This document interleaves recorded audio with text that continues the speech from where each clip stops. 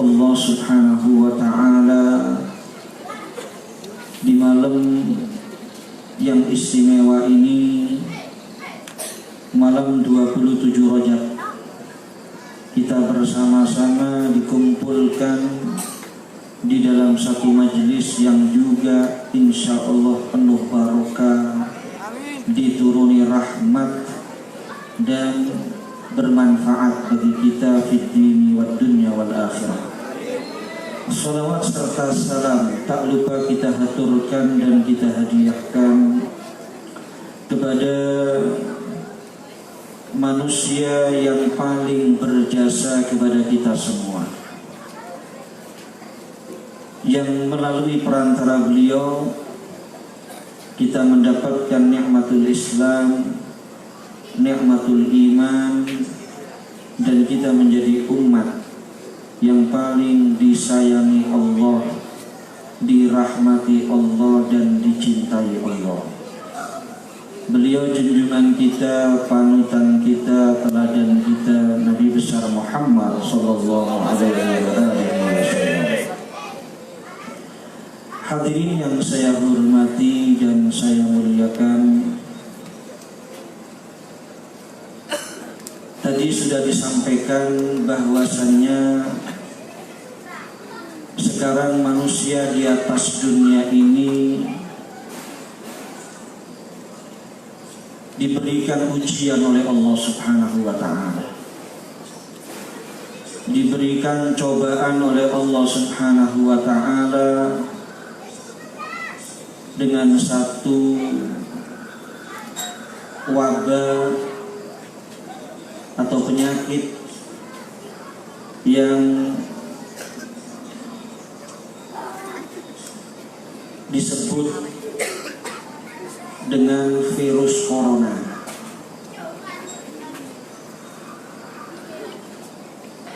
Dan di seluruh penjuru dunia sekarang dalam keadaan kelabakan,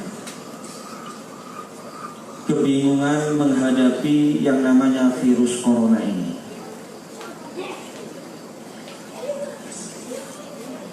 Hadirin dan hadirat yang dirahmati Allah Subhanahu wa ta'ala, kita manusia ini, khususnya umat Islam, memang diajarkan dalam Islam ini kita juga menjaga diri kita atau melakukan antisipasi. Jangan sampai kita ini terkena sesuatu yang bisa mencelakakan kita atau membahayakan nyawa kita. Jadi antisipasi atau berhati-hati itu sesuai dengan ajarannya Nabi Muhammad SAW. Salah satu contohnya, kalau jenengan ngaji fikih, kalau ada orang yang sakit, kemudian sama dokter diperintahkan untuk tidak terkena air, karena kalau terkena air mungkin bisa mati atau bisa cacat. Bahkan bukan bisa mati, bisa cacat, bisa tambah parah penyakitnya, bisa tambah lama sembuhnya. Maka kondisi seperti itu kita dibolehkan untuk bertayamum. Jangankan takut mati ya, takut tambah lama sembuhnya, tambah parah penyakitnya saja, kita dibolehkan untuk sebagai gantinya kita berwudu. Maka ini salah satu bukti kalau dalam Islam kita menjaga diri kita, jangan sampai kita ini membahayakan diri kita atau celaka, itu sesuai dengan tuntunan Nabi Muhammad sallallahu alaihi wasallam. Oleh karena itu silakan kita berikhtiar sekarang. Berikhtiar monggo para hadirin hadirat sesuai yang disampaikan oleh para ahlinya. kita ikuti mungkin usaha kita agar kita ini terlindungi, agar kita ini terjaga daripada yang namanya virus corona. Cuma kita perlu ingat, jangan cuma mengandalkan usaha kita. Pelindung yang hakiki yaitu Allah. Kadang-kadang kan menungso ini bingung kali ikhtiari tok. Tapi lali dumateng Gusti Allah. Nah ini jangan sampai terjadi. Silakan kita lakukan apa saja. Kalau salaman diri ini, ndak mulai nang omah kudu sabunan. Masya Allah sampai sabun legone larang. Masker legone larang. Ono maneh sing salaman sikut ambil sikut. Ya silakanlah kita berikhtiar monggo, tapi tetap kita harus meyakini yang hakiki pelindungnya adalah Allah. Yang ngasih penyakit Allah, yang menyembuhkan juga Allah. Dalam waktu sekejap bukan tidak mungkin kalau kita terus ketuk pintunya Allah, kita doa kepada Allah, kita mohon kepada Allah dalam waktu sekejap, bukan mustahil yang namanya virus corona ini selesai. Amin.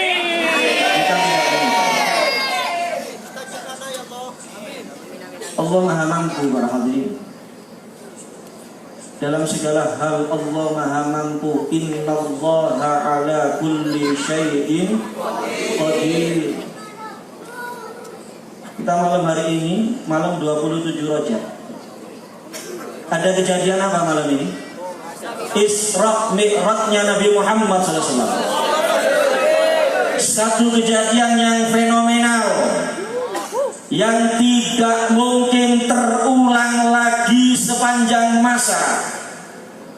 Dan kejadian tersebut mohon maaf tidak bisa atau sangat sulit diterima oleh akal manusia.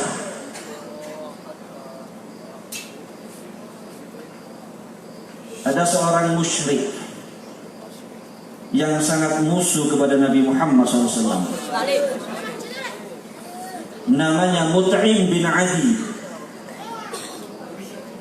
Itu ketika Nabi menyampaikan bahwasannya Nabi telah melakukan satu perjalanan dari Masjidil Haram, dari kota Mekah ke Baitul Maqdis di Palestina. Maka kata Mut'im bin Adi, wahai Muhammad, kamu mengatakan kamu cuma semalam dari Masjidil Haram, dari Mekah ke Palestina cuma semalam.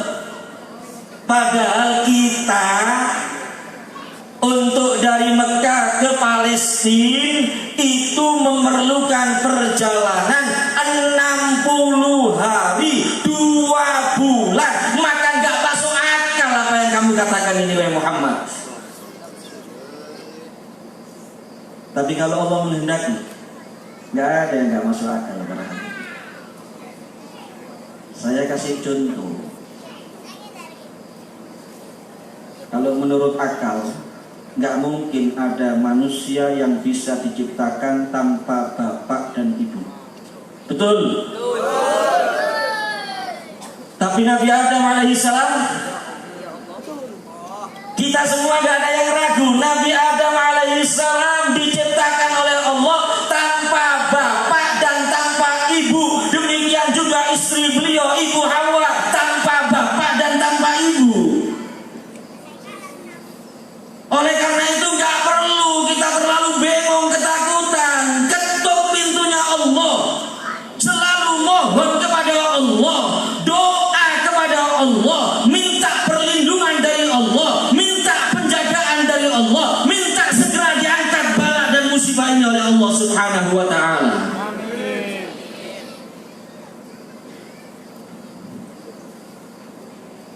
Dan semestinya para hadirin, ada yang harus lebih kita takutkan daripada virus corona. Kenapa sih kok banyak yang takut dengan virus corona? Ujung-ujungnya karena takut takut mati. Ujung-ujungnya kan takut mati. Kalau kena virus corona mati, itu yang ditakutkan. Padahal mati itu pasti. Saya yakin yang hadir ini, mulai yang di atas panggung sampai yang belakang sana, nggak ada yang ragu kalau akan mati. Nggak ada yang ragu. Semuanya yakin pasti mati. Mati nggak bisa ditawar. Kullu nafsin dha'iqatul maut. Setiap jiwa pasti merasakan kematian. Mau sembunyi kemana? Mau menghindar dengan cara apapun dipastikan gagal.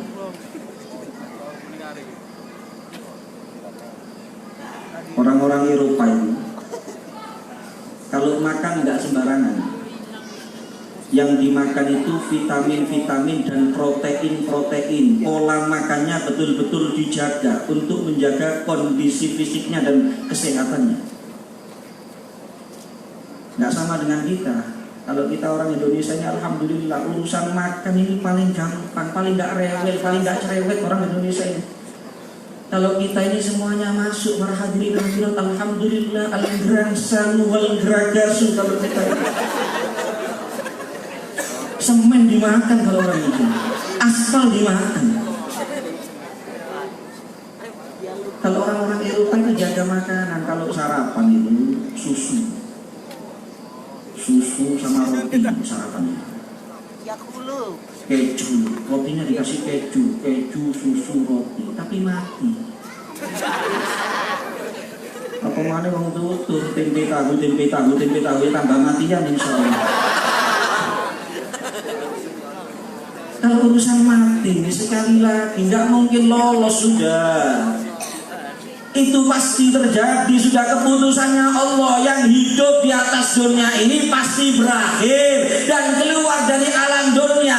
Mau lari kemanapun, mau sembunyi dimanapun, aina ma takunu yudrikumul mautu walau kuntum fi burujin.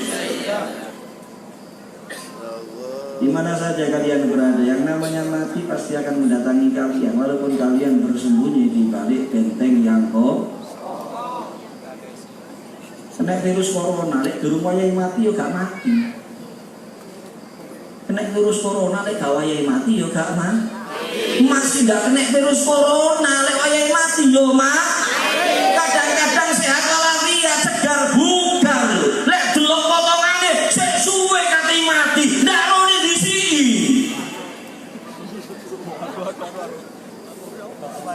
Lu tetangga saya di Pasuruan itu, bapak ini loro setruk, tawuran loro setruk, gak iso apa diladeni ambek keluargane.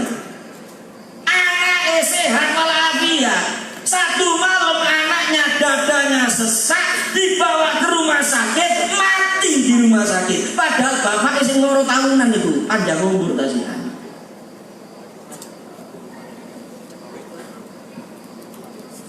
Oleh karena itu para hadirin, takut mati, nggak takut mati, pasti mati. Yang perlu kita takutkan itu bukan matinya. Yang perlu kita takutkan kaifa haluna indal maut. Itu yang harusnya selalu kita pikirkan. Itu yang seharusnya selalu kita khawatirkan. Itu yang seharusnya selalu kita takutkan. Jangankan kita, para aulia wassalihin yang sudah banyak amal soleh, banyak berbuat yang baik, mereka masih ketakutan mati dalam keadaan su'il khatimah. Syekh Abdul Qadir Al-Jailani yusolli subha biwudu'il isya arba'ina sanatan. Sholat subuh dengan wudhunya sholat isya 40 tahun. Artinya apa? Setelahnya sholat isya sampai subuh nggak tidur, ibadah munajat kepada Allah Subhanahu wa ta'ala. Tapi dalam mana itu beliau bagaimana disebutkan beliau? Syadidul khasyah sari'ud dam'a, sangat takut kepada Allah, sering nangis kepada Allah Subhanahu wa ta'ala, merasa masih banyak dosa, banyak salah kepada Allah. Yang harus kita takutkan itu gimana keadaan kita ketika datang ajal menyebut kita. Itu yang harus kita takutkan. Kira-kira kalau datang ajal kita husnul khatimah atau su'ul khatimah. Dan itu tergantung kehidupan kita di atas dunia ini. Kalau kita kepingin husnul khatimah, ya kebiasaan hidup kita yang baik-baik yang kita lakukan, amal soleh yang kita lakukan, ibadah yang kita lakukan, jauhkan sejauh-jauhnya diri kita dari perbuatan dosa dan perbuatan maksiat. Kenapa? Karena Nabi yang menyatakan yamutul mar'u ala ma'asya alaih. Orang itu akan meninggal sesuai kebiasaan hidupnya.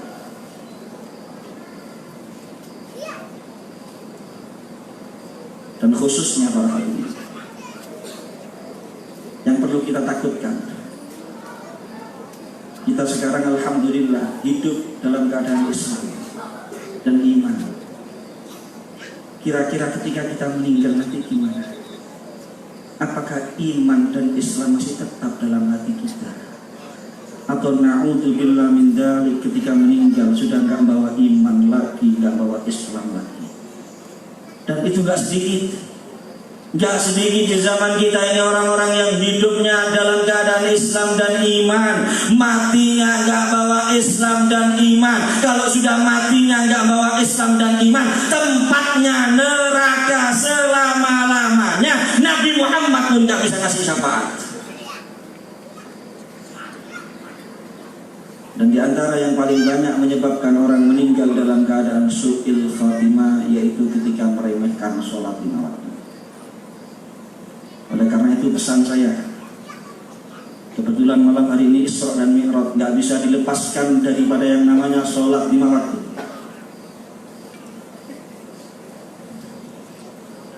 Salah satu bukti kalau sholat lima waktu itu ibadah yang paling inti dalam Islam. Perintah yang lain semuanya melalui perantara malaikat Jibril. Tapi khusus sholat lima waktu tidak, hadirin hadirat.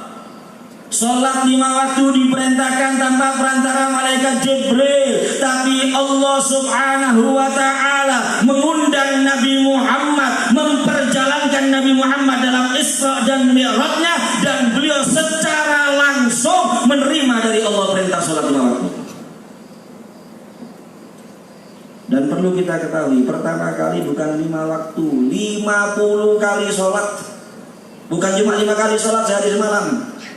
Dalam kitab Tadbir Mi'raj dijelaskan dalam syarahnya, 50 kali sholat itu, sholat subuhnya 10 kali, zuhurnya 10 kali, asarnya 10 kali, maghribnya 10 kali, isyaknya 10 kali. Jadi sehari semalam bukan 17 rakaat, tapi sehari semalam 170 rakaat. Ya napa kira-kira kalau dengan 170 rakaat kelenger berhari. Kelenger ndak bakal mampu kita. Aja maneh 170 rakaat nggih sepunten sing kathah Ramadan. Ramadan niku keterangan teng hadis maradatus syayatin sufidat au sulsilat. Setan-setan sing kelas kakap lek Ramadan niku dibelenggu oleh Allah Subhanahu supaya tidak mengganggu ibadah kita umat Islam. Jadi sing ucul cuma setan kelas teri. Sing ucul lek Ramadan niku setan kerucut. Mangkane sepuntene sing kathah kok si ono Ramadan wong ngaku Islam tapi ndak poso. gak ono udure gak poso, berarti niku golongane wong Islam sing kalah karo setan kelas kerucuk udah kelas teri. Ramadan terawih berapa rakaat? 20 rakaat. Lho niku sing enten sing nyang 8 rakaat. Itu cuma kenyang 8 rakaat. Kata-kata niki kula jenengan lek terawih 20 rakaat niku dolek masjid utawa musala sing paling cepet buyari. Nggih napa nggih? Ya ngono ngaku. Kadang-kadang pinggir mana masjid kali imami kelemar-kelemar masih mocone enak Imam. Bismillahirrahmanirrahim. Alhamdulillahi rabbil alamin. Ar-Rahmanir-Rahim. Yakin ka ono makmumin. Mungkin kan kata-kata lek wis Ramadan terawih alhamdulillah. Kan cepet-cepetan ekspres. Lho lek ekspres ngono sing jaga rukune, jaga syarat-syarat mboten napa-napa kasiksa walaupun kurang afdol, kurang sae. Ambek lek makmume nom-noman kabeh, alhamdulillah gak apa-apa iso ngimbangi. Lah lek makmume ana sing sepuh. Imame ngebut, makmume ana sing sepuh. Sing paling bahaya teko itidal nang sujud ndak jlumuk alhamdulillah. Buyaran trawe kaya biar main futsal, ngomong kabeh, menggos golek ngombe. Padahal 20 rakaat. Bisa kita bayangkan gimana kalau sholat yang wajib itu bukan cuma 17 rakaat, 170 rakaat sehari semalam para hadirin hadirat. Alhamdulillah. Di langit ke-6 bertemu Nabi Musa alaihissalam. Ditanya sama Nabi Musa alaihissalam, ya Muhammad, ma farada rabbuka 'alaika wa 'ala ummati. Apa yang diwajibkan Tuhanmu untukmu dan untuk umatmu? Dijawab oleh Nabi Muhammad, 50 salatan fil yaumi wal laila, 50 salat sehari semalam. Maka kata Nabi Musa alaihissalam, irji ila rabbik was'alhu takhfif fa inna ummataka la tutiqu dzalik. Kembalilah kepada Tuhanmu, minta keringanan karena umatmu gak akan mampu. Karena kalau jenengan itu mati Kanjeng Nabi ini paling lemah, postur tubuh paling kecil para hadirin. Lek ono salah siji sing hadir niki dibogem sepisan ambek umat zaman biyen kaku. Gede-gede lho umat zaman biyen. Dudu cuma ngoten tok nggih, umure nggih tebel kula jenengan. Kula jenengan umat Kanjeng Nabi ini paling pendek usia kita, paling singkat. Jadi ujian kita di dunia ini paling gak lama. Alhamdulillah. Kari sabar dilu gak neko-neko, gak macem-macem. Melampah lurus jalannya Kanjeng Nabi. Selamat dunia, selamat akhirat. Kula jenengan iki hadirin hadirat.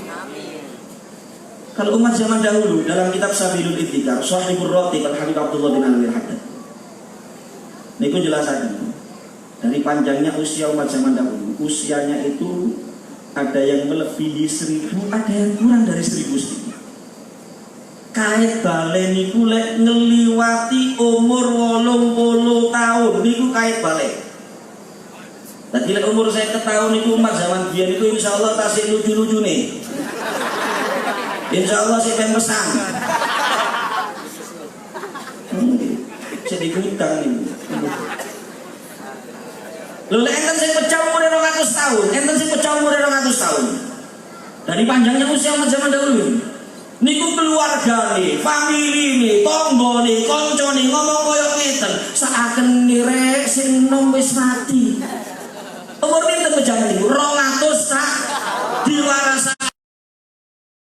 mati. Lek mati Kanjeng Nabi 200 tahun, ya wis piye mati. Jadi kita ini postur tubuh paling kecil, fisik paling lemah, umur paling pendek. Makanya Nabi Musa nyuwun teng Kanjeng Nabi balik ae wis nak kira mampu umatmu Muhammad.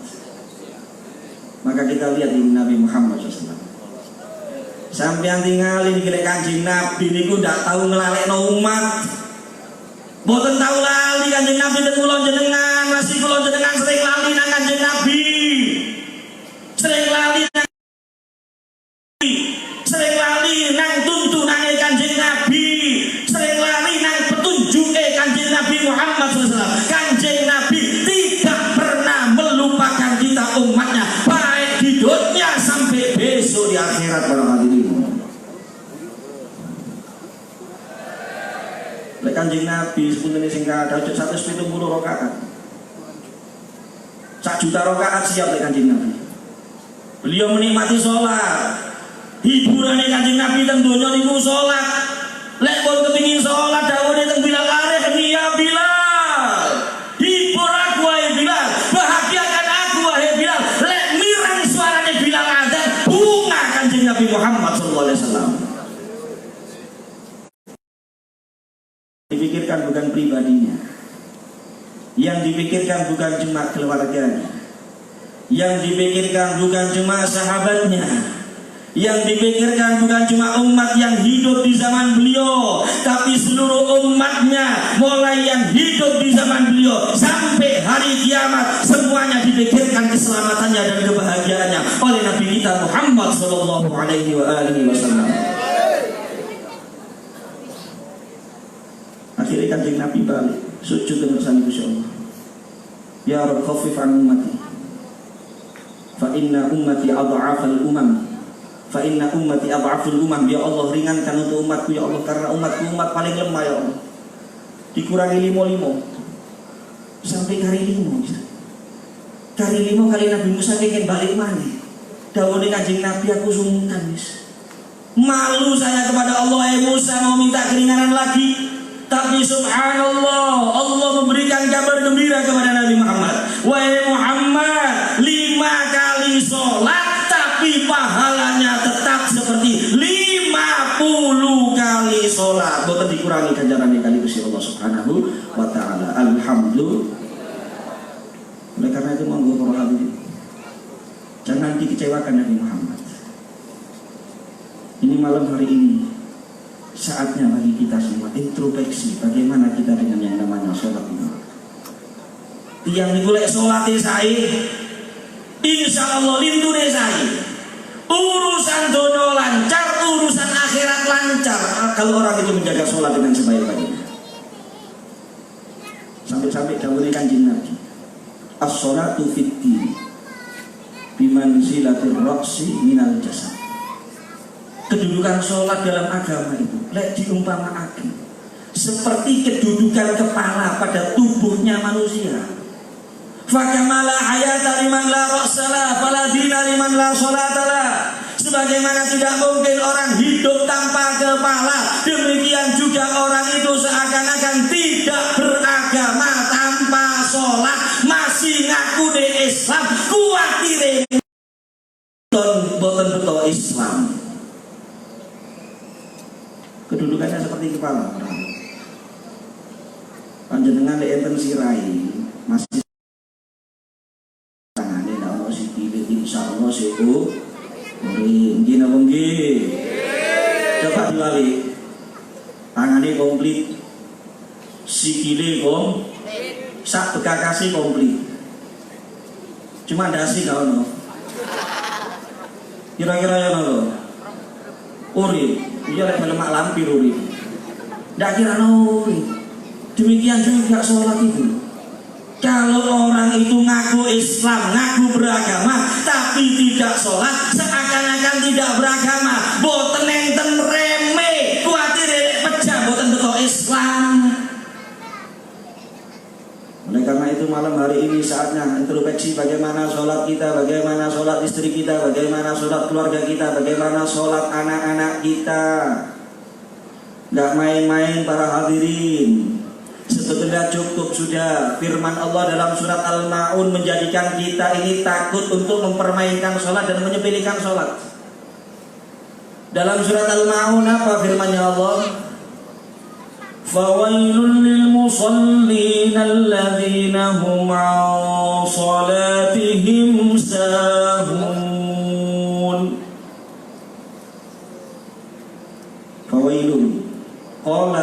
ba'dul mufassirin. Uwel itu wadi fi jahannam. Lau suyirat jibalud dunya ladabat min syiddati harri. Uwel itu hadirin hadirat, lembah yang ada di neraka jahanam. Kalau misalnya gunung-gunung yang ada di atas dunia dilewatkan saja, di atasnya akan meleleh karena sangat panasnya. Gunung loh ini hadirin hadirat. Gunung itu pakune bumi, tidak bisa dihancurkan kecuali dengan alat-alat sekali lagi ya bagus duduk gudir gunung boten dilebetaken lho, diliwat tok nih, boten dicono, diliwat tok di dhuwure lele mencair karena sangat panasnya itu wel. Tempatnya siapa ini? Tempatnya siapa? Dan ini bukan saya yang mengatakan, ini firman-Nya Allah, ini peringatan dari Allah, Tuhan kita yang menciptakan kita, yang menghidupkan kita, yang mematikan kita. Tempatnya siapa itu kan? Lil musallina alladzina hum an salatihim sahun. Uwel itu tempatnya orang-orang yang sholat, tapi an salatihim sahun, dari sholatnya lalai, sering mengakhirkan sholat daripada waktunya dengan sengaja tanpa uzur. Kita lihat ini yang sholat tapi meremehkan sholat saja seperti itu ancamannya Allah. Bagaimana yang tidak sholat sama sekali, hadirin hadirat yang dirahmati Allah. Kalau gunung saja meleleh, apalagi tubuh kita yang lemah. Bagaimana kena geni gitu jenengan, kena nyonyok rokok aja dak kuat panas, kena nyonyok rokok wis dak kuat panas, apalagi api nerakanya Allah. Oleh karena itu hadirin hadirat yang dirahmati Allah, mari melalui momen Isra Mi'raj di malam hari ini, melalui pengajian di malam hari ini, monggo kula jenengan sama-sama dalam sisa hidup ini kita niat dalam diri kita masing-masing, kita betul-betul akan jaga sholat 5 waktu dengan sebaik-baiknya. Demikian juga anak-anak kita, didik sholatnya. Ini termasuk metode pendidikan yang diajarkan oleh Rasulullah para hadirin. Panjenengan di anak umur 7 tahun wajib diperintah sholat. Lek pun wajib perintah sholat berarti durung 7 tahun pun diajari ilmu nih sholat. 10 tahun boten purun sholat wajib digepuk. Niku carane didik anak sing diajarkan kali Kanjeng Nabi Muhammad SAW. Tapi ini banyak ditinggalkan oleh orang tua di zaman sekarang. Zaman-zaman kita orang tua bingung masalah mangan ngombe turu. Karena tadi 7 tahun mulai cilik anak rewel mangannya itu dicetoli, diceplesi, disemeni. Ayo nak mangan, gak mangan loro kok kon. Dak ngenteni 7 tahun, 3 tahun, 4 tahun rewel mangannya dicetoli, diceplesi sampe ibuke. Padahal sebenarnya sing kadang lek mangan ngombe turu niku kula jamin pinter dhewe. Aja khawatir pinter dhewe lek luwih mangane. Nelak mun ngantuk tuh. Wes culculan iku wes tenang ae. Lah iki mudah, mangan ngombe turu sing diperhatekno, salat gak diperhatekno. Salat gak direken anake, ngaji gak direken. Sedina sewengi gak buka Quran plus gak bingung wong tuwa. Napa padha wong tuwa yo gak ngaji pisan to. Akhire gede iki dadi arek jago mangan. Jago mangan ngelu wong tuwane. Sarapan rong piring, awan rong piring, bengi rong piring, jaluk tuku bakso siang kokot. Ini kadang-kadang bapak ibu urus, ibu urus anaknya koyok dem. Mangan kok anaknya. Wong sholat takut. Kalau sudah sholat ini nggak diperhatikan, anak-anak kita mulai kecil ngentengaken sholat, gawe dolanan sholat, yo harap. Jangan harap jadi anak yang bertakwa. Jangan harap jadi anak yang birrul walidain. patuh ke orang tua, hormati orang tua. Yang terjadi sebaliknya, kalau sudah sholatnya anak kita mulai kecil nggak kita perhatikan, khawatir yang mencoreng nama orang tuanya sekaligus menyusahkan orang tua di dunia sebelum di akhirat. Belum lama saya dapat cerita, dan ini kejadian nyata para hadirin. Niki sanes hoak, ini sumbernya otentik, terjadinya di Jawa Tengah. Ada satu orang nabrak, yang ditabrak ABG laki-laki meninggal dunia. Sing cerita teng kula ponakane sing nabrak, urusan teng kantor polisi. Bapak sing nabrak niki kepanggih kali ibuke lare sing ditabrak. Diparangi ibu niku dijalui sepuro, Bu, sepuntene sing kata, Bu, kula sing nabraknya anak jenengan sampai mati, Bu, sepuntene sing kata. Dijawab kali ibu, Pak, nggak perlu minta maaf, Pak. Sing salah sanes jenengan, Pak. Sing salah anak kula, Pak. Kaget nih bapak nih, akhirnya cerita ibu. Anak kula, Pak, sing jenengan tabrak niku sampai pecah, derenge medal saking griya kula ibu ini. Sampeyan tinggal niki hadirin hadirat. Ibu sing meten sangang kula. Sing lahirno. Taruhannya nyawa. Kadang-kadang yang SD iki tepakati ngelahirno niku masyaallah. Sampai ono sing diinfus, sampai ono sing dioksigen. Sakitnya kadang-kadang berhari-hari para hadirin. Taruhannya nyawa gak sedikit, bayinya selamat, ibunya meninggal gak sedikit. Mari lahir diramut, disusuri. Sekali iso berseni kotorane piyambak yo berseni ambek wong tuane niku dicewoki, didusi, dikelambeni, ditulang. Ya, dijaga, disayangi, dicintai. Ini ibunya. Apa kata si ibu tadi? Anak saya sebelum keluar rumah, kemudian jenengan tabrak sampai mati. Saya ibunya ini dikalungi arit. Dikalungi arit. Ini terjadi. Jalur dukono sepeda motor. Akhirnya saya nggak kuat, saya mohon kepada Allah, ya Allah, saya nggak kuat sama anak saya ini. Kalau mau diambil silakan diambil, ya Allah. Akhirnya keluar rumah dan terjadi apa yang terjadi. Oleh karena itu monggo hadirin hadirat niki zaman iki koyo ngeten niki monggo pun dedek niku sing sesuai kelawan tuntunan Kanjeng Nabi Muhammad sallallahu alaihi wasallam, termasuk salatnya ini dididik. Dan jangan sekali-kali mendoakan jelek untuk anak-anak kita. Jangan putus asa. Lek ono nakale iki tetep ketuk pintunya Allah Subhanahu wa taala. Krono dungane tiyang sepuh niku insyaallah mustajab barokah dungane tiyang sepuh sing anake mboten sae berubah dadi anak sing sae. Sing asale mungkin durhaka berubah jadi anak yang birrul walidin. Tapi selain doa ya tadi itu ikhtiarnya dididik yang baik sesuai metode pendidikan yang diajarkan oleh Nabi Muhammad SAW. Terakhir para hadirin, terakhir. Boten lami kula jenengan Ramadan. Maka manfaatkan Ramadan dengan sebaik-baiknya. Bagaimana kula jenengan iki kepengin nututi Ramadan, Kanjeng Nabi niku teng riwayat mulai Rejab donga yo napa Kanjeng Nabi, Allahumma barik lana fi Rajab wa Sya'ban wa ballighna Ramadan. Ya Allah, berikan keberkahan kepada kami di bulan Rajab dan bulan Sya'ban, sampaikan kami ke dalam bulan Ramadan. Niki Kanjeng Nabi sing donga kepengin nututi Ramadan saking mulyane Ramadan. Mangkane monggo lek kula jenengan mangke ditakdir kali Gusti Allah, jangan disia-siakan.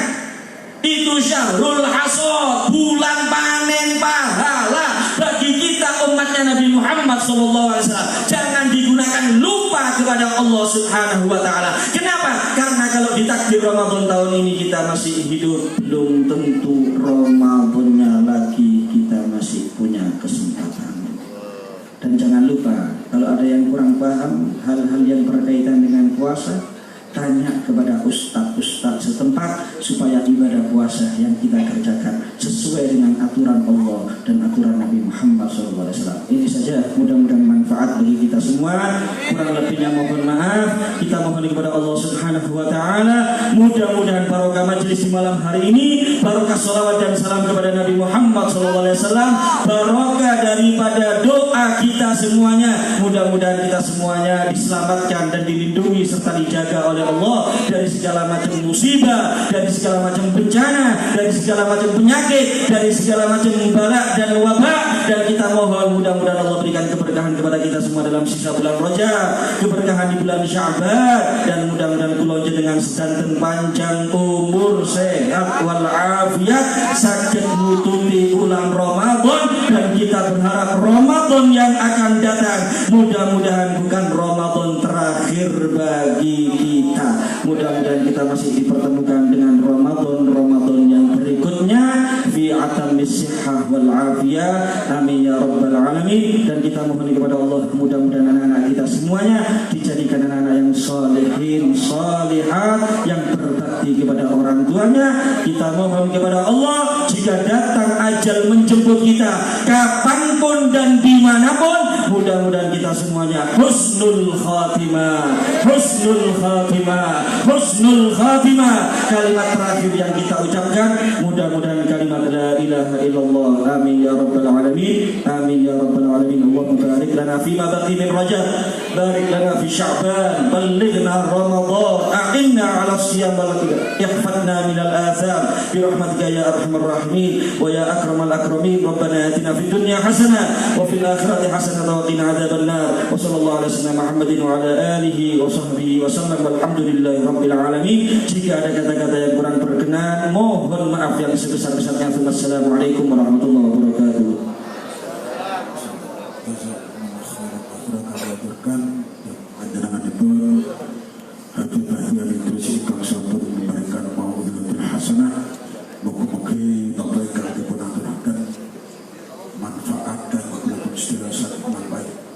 Ada dua pengumuman. Yang pertama, Kula sedaya diundang wonten acara pembacaan sholawat dan majelis taklim insyaallah pada hari Selasa tanggal 31 Maret tahun 2020 jam 19 pada sholat isya, tempat Dusun Lor Kali, Dusun Gerbo. Niki penceramah 1 Habib Ahmad Bafaqi, 2 Habib Fahmi Al-Atos, dan pengasuh Habib Abdul Qadir bin Ja'far Maulaina. Ini tanggal 1.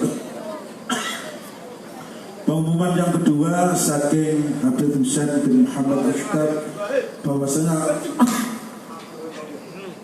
panjang sedaya diperundang tanggal 28 Sabtu malam Ahad ngajeng